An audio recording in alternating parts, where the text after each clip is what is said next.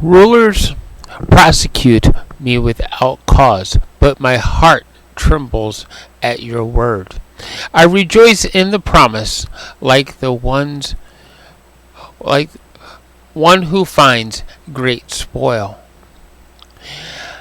I hate and detest falsehood, but I love your law. 7 times a day I pray for your righteous laws. Great peace have those who love your law, and nothing to make them stumble. I wait for your salvation, Lord.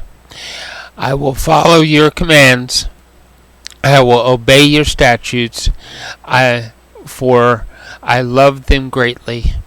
I will obey your precepts and your statutes, for all my ways are known to you.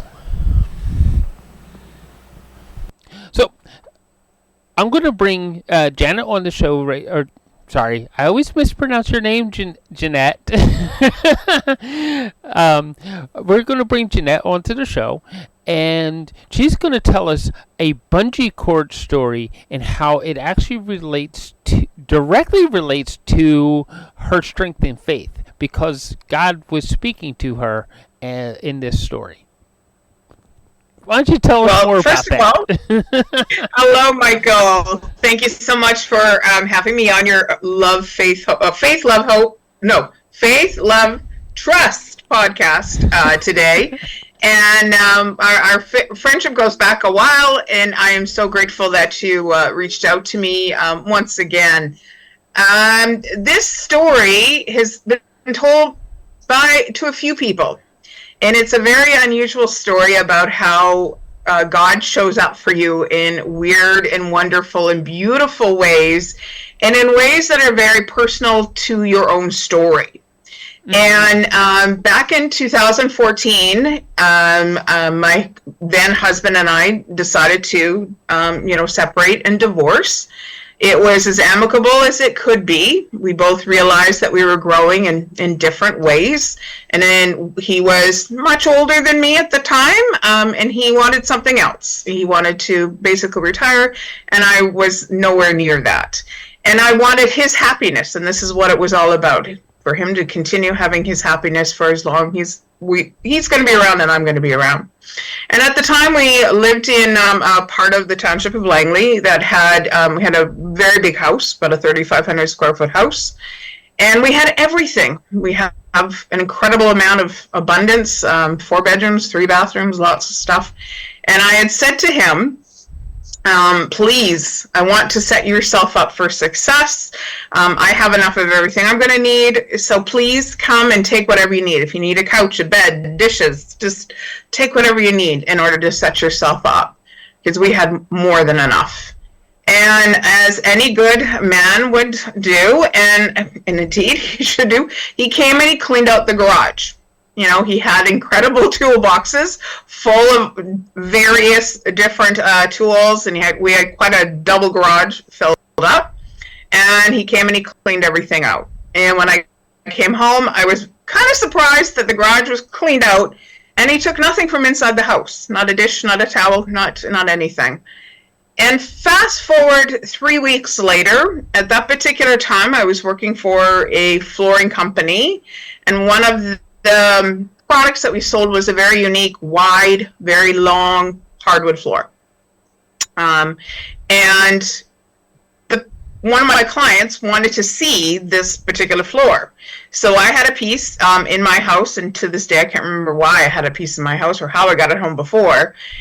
I had to put it, I drive a Honda Element, and you know when you put something in the back of your car, sticks out the back, and you got to put the little flag on it and, you know, tie it down.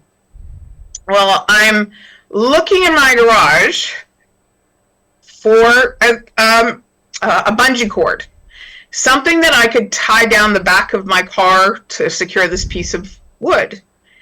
And I'm looking around, and my, then husband had an affinity. We always had a shit ton of bungee cords. A shit ton. He would go to Costco and he would come home with zap straps and tie downs. He loved bungee cords. And I couldn't find one. I could not find one because he cleaned out the garage. And I'm tearing the garage apart. And I tell you, I literally threw my hands up into the arms, like big wide hands up in the air with my hands pointed up. And I went, God, how the frick am I going to keep my life together if I can't even find one frickin' bungee cord today? How? Because all this emotion's going through the separation and, you know, soon to be divorce. How am I going to keep my shit together? I don't even have a bungee cord to tie this down, tie the back of my car down to be safe. Well, I managed to find an old extension cord. I couldn't even find rope. Tied the back of my car down to secure the piece of wood. Drove it in my driveway.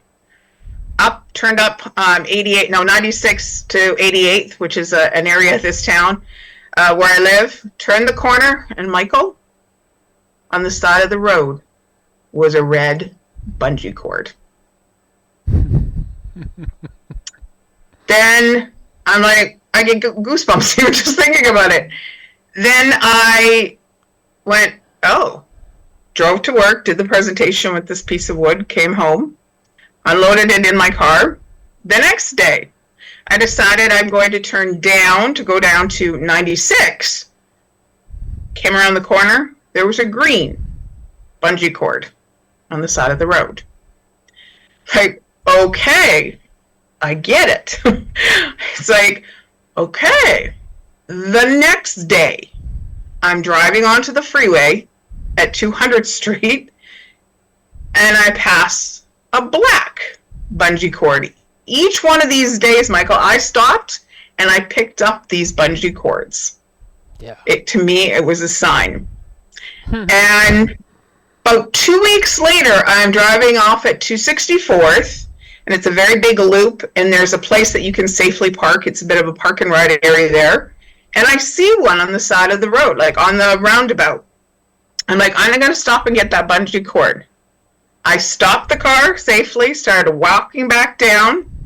I couldn't find the bungee cord. And in that moment, it was like God saying to me, I got you, girl. I got you. You don't need proof.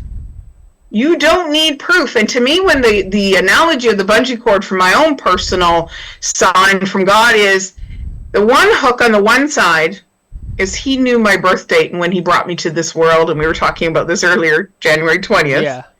He knows my death date because he's got it hooked on to the other time when I'm going to join him back up in, you know, the big house upstairs. Yeah. And he's going to stretch me. He's going to stretch me, but he's always got me. He's going to use that bungee cord to wrap people around me to keep me safe, such as you, my friend.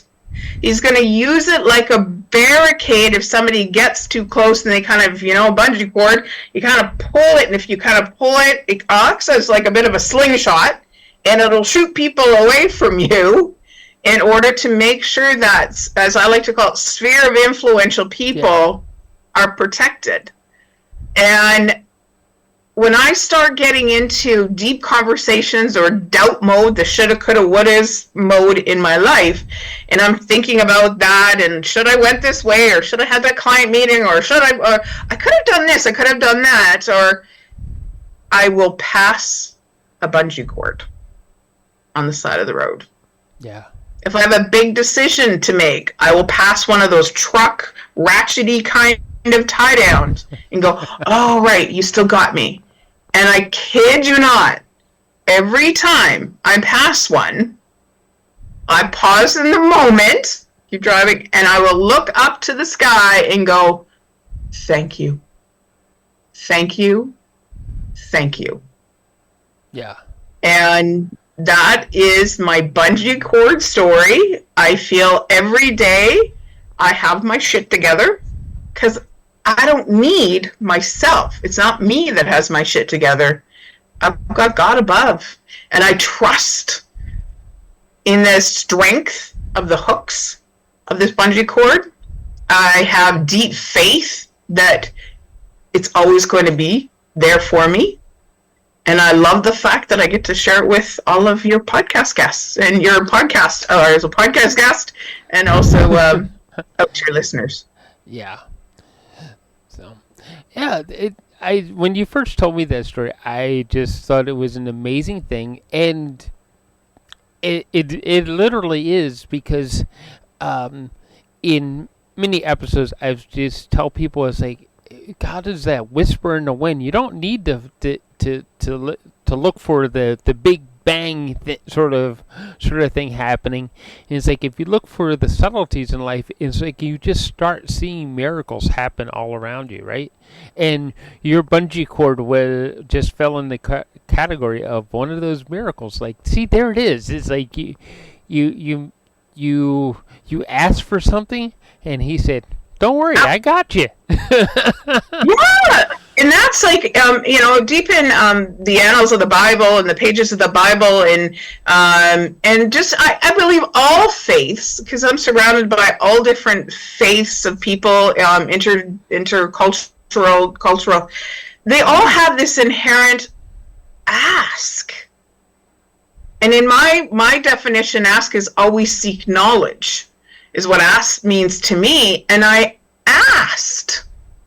And I asked from a sense of need, not a sense of want, of how am I going to keep my shit together?